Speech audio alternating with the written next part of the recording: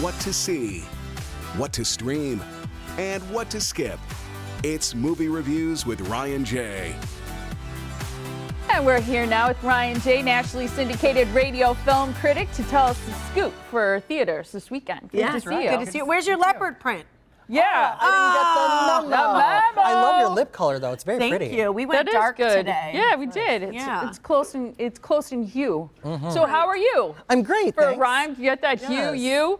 There we go. Very Nice good. work. It's a Friday. Exactly. Do you want to talk about Call of the Wild? I'd love to. This is based on a novel from 1903, and it's just spoken to generation after generation. It was first adapted to a silent film, and then in 1935, Clark Gable did it. In 1972, Charlton Heston. It was an anime version. Even Snoopy and the Peanuts got in on an action of this story. Then there have been so many other adaptations. Now we've got this one with Harrison Ford. Okay. Ooh. So I see the puppy. Is this kind of like a Disney? What is the vibe of this? It is like a Disney. It reminds me and is reminiscent of like the live-action, non-animated Disney classics of the 1970s and 80s. This is produced though by 20th Century Studios, and it's an all CGI dog, and then Harrison Ford. No way. Wait, the dog's not real at all? No, not at all. None of the dogs in the film. Oh, wow. Yeah, the animation's not as good as like, The Lion King was, Yeah. or with Jungle Book, but it is quite good and very emotive. What about Harrison Ford? He's so great, and can I tell you, ladies, there's a moment where Indiana Jones gets in the river, and it's like, is he using the same personal trainer as Thor?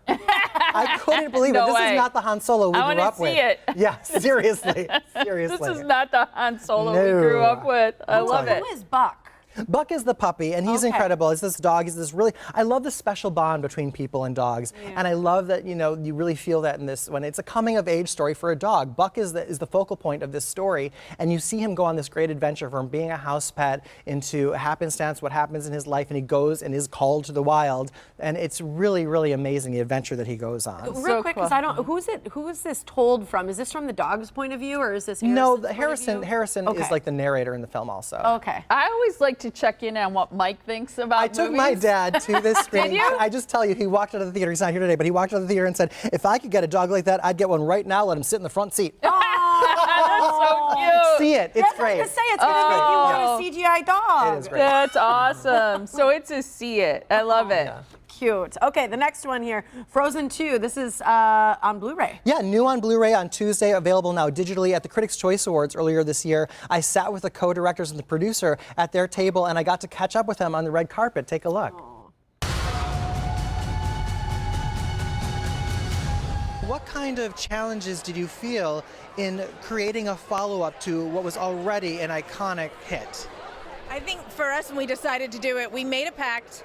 We were going to keep that pressure out of the room because it was really important to build a story the same way we did the first one. Frozen 2 is going to mean something different to its audience as they rewatch it throughout their lifetime. How intentional was that? Well, it was. We did think about that because we thought, well, let's see, if some of our audience, they were 6 or 7 years old, the young ones, when they first saw it, now they're teenagers. And so what's a story that will, connect with them? When are we getting Frozen 3?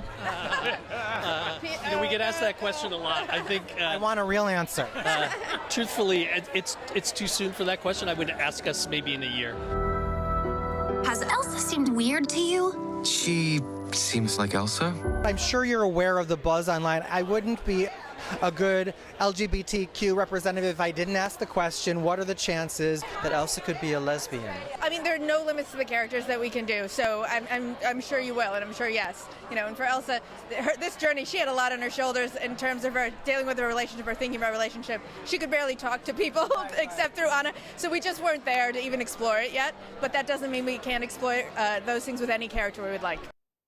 I love it. I love this movie. I love how mature the characters have become. There are great deleted scenes, deleted songs from the film on this DVD. So, you can also head over to my website because I'm going to be giving away free digital copies of Frozen 2 New. Giving it away. Yes. Giving it. All right, you got a free screening coming up. Yeah, Midsummer in Newton is this documentary that was filmed, and Michael Unger, who is the new artistic director at Scarlet Music Theater, Yes. is featured in this documentary. And I love how it's about the power of the performing arts to heal a community and to build confidence in children. It was such an important part of my life. I was, had a really tough childhood, but turned to theater as an outlet that really helped me. And so this documentary is about that. And it's coming up. I want people to come join me. I'm going to be going to one of these screenings also on Friday, February 29th at 2 and 7:30. They're free. You go over to skylightmusictheater.org and you can just reserve your free seats. And it's going to be an amazing documentary. That's cool. I can't wait to see it. Very really cool. And the name of it again? Midsummer in Newton. Okay, that's wonderful. And you have a new movie club. Yes, for The Invisible Man, which is a horror film. I wish you guys would come. I saw the preview on a commercial. I know, it